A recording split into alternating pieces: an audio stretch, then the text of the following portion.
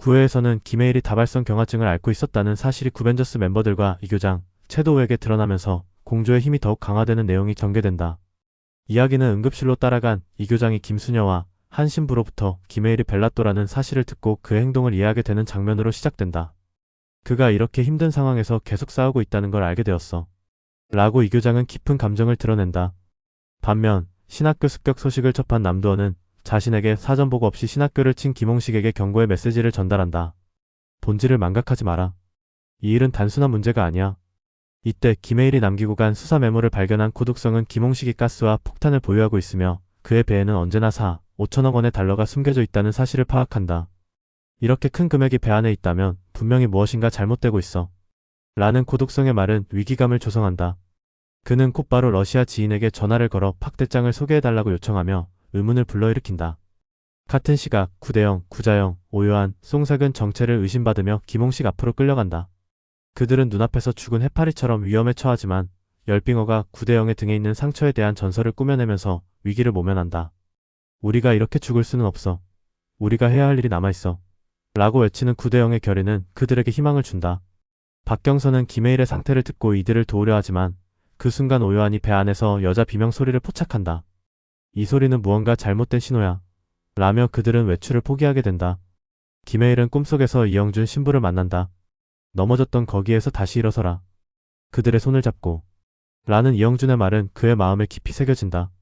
각성한 김해일은 고마르타 서장이 자신을 찾아오는 장면을 맞이한다.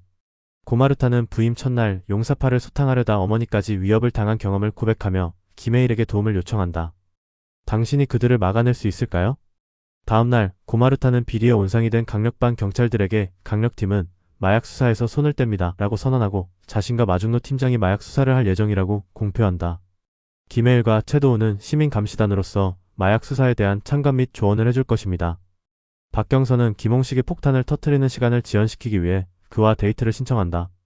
이 동네 너무 사랑스러워요. 핵폭탄이 떨어진다 해도 당분간은 이 동네 떠나기 싫어요. 회장님도 안 떠날 거죠? 라며 김홍식의 마음을 흔드는 데 성공한다. 그 사이 배 안에 있던 구대영, 구자영, 오요한, 송삭은 의문투성인 열빙어를 붙잡아 정체를 밝히기에 나선다. 결국 열빙어는 충남경찰청 마약수사대 경찰로서 4년째 언더커버로 활동 중이지만 현재 마수대에서 기록이 삭제되었다고 고백한다.